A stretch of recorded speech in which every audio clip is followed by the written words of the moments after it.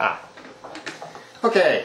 Hello, it's Captain Kirk 99999 from the Man's Peace, talking on the Man's Peace 63 account about 60 Democrats of our supermajority and how super this is, my opinion. Now, I'm a progressive, and I read the voting records of the House of Representatives and the Senate.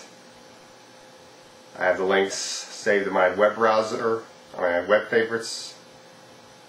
Occasionally, if there's a vote that interests me, that I feel is important, I will save it in my computer, make a copy of it and save my computer so I can refer to it later, and I can, if I decide to make a YouTube about it, I'll be able to find the link easily and put it in the sidebar. Which I will put I will put a couple of votes in the sidebar that I think of our importance from this year. One I'll talk about right now. Talk about in this video or one of the videos. The mortgage foreclosure.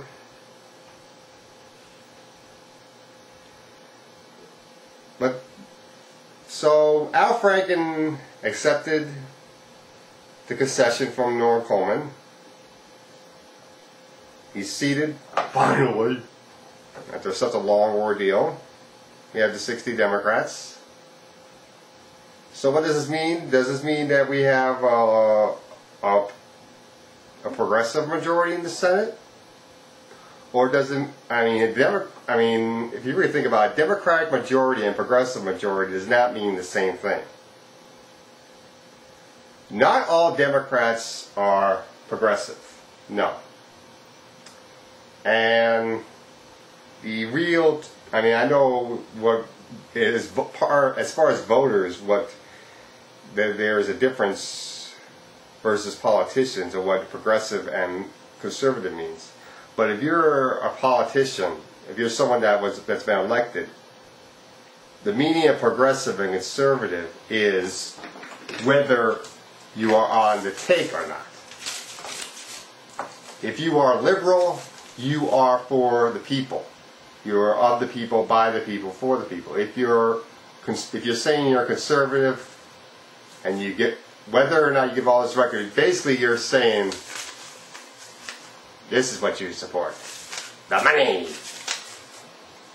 the lobbyists, the pharmaceutical industries, the health insurance industries, the oil companies. And this includes those Democrats that want to call themselves blue dogs, conservatives, the ones that are with Evan Baugh in the Senate, and the blue dogs in the House. So that kind of, does that make this supermajority all so strong? No, it's an illusion.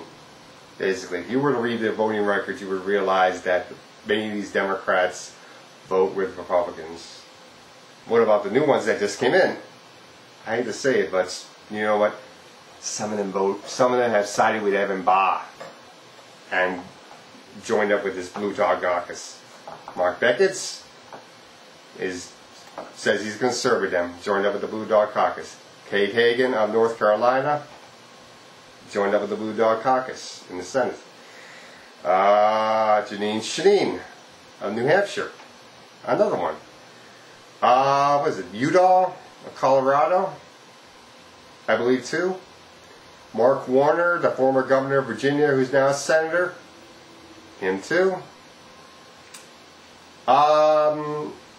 Of the new Dems that came in this year, I believe Merkley of Oregon and Al Franken, and I believe the Udall of New Mexico, because there are two Senator Udalls,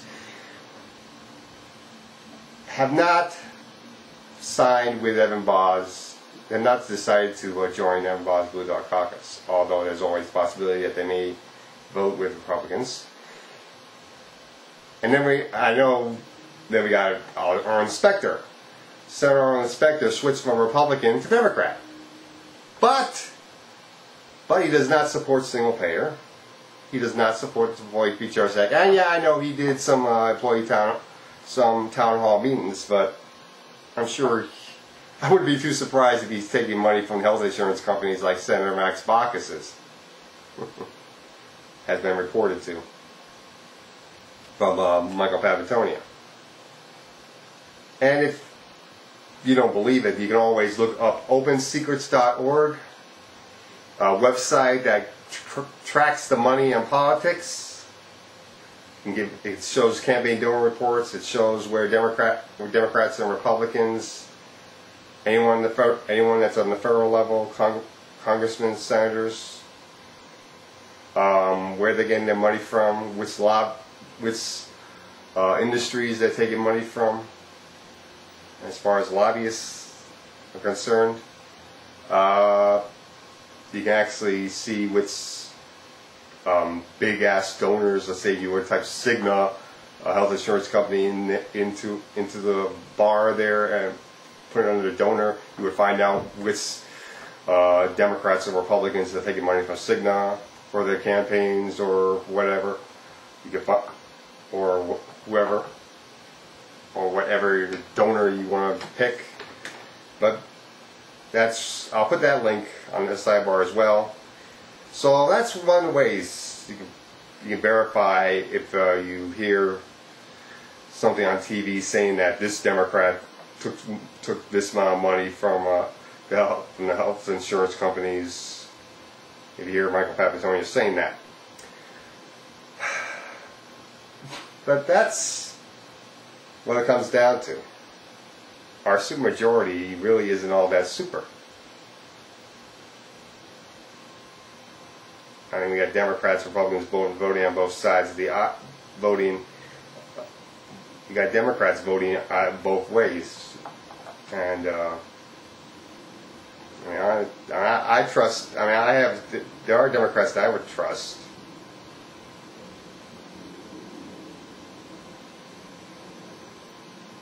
And while we're on this, also, two of our Democrats can't vote all the time. I know Senator Byrd voted in the foreclosure vote, but he doesn't vote all the time because he's getting very old. He's in his 90s. I kind of wish he retired back in 2006 rather than running again, and let a younger Democrat take his place and run instead. And then there's Senator Kennedy, my other senator, because I live in Massachusetts.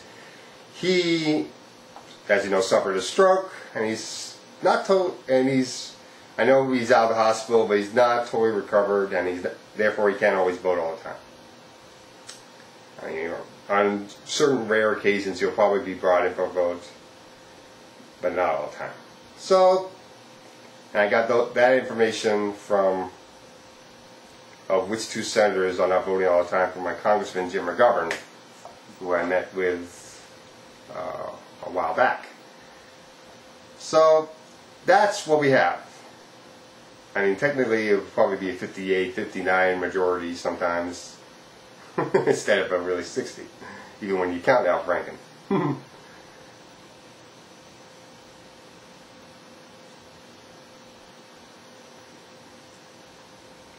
And that's also counting the blue dogs who don't always vote with us, with also counting the so-called independent Lieberman in Connecticut, or should we call him Lieberman? because that's a lie that he's a liberal. So really, I mean, we don't have too many true progressives. I mean, there are senators I trust that I feel are true progressives. I mean, one of the ones I trust the most is Bernie Sanders, who's an independent. I like Boxer, Feingold, Harkin, and some others, but not all of them. Heck, I'm not even now that keen on Harry Reid, our leader. He says he doesn't want to he's not going to try to keep the majority together. Alright, so I'll read a couple of news articles, one from the Huffington Post, one from the New York Times, and I'll read out the Morgan's vote in the next video.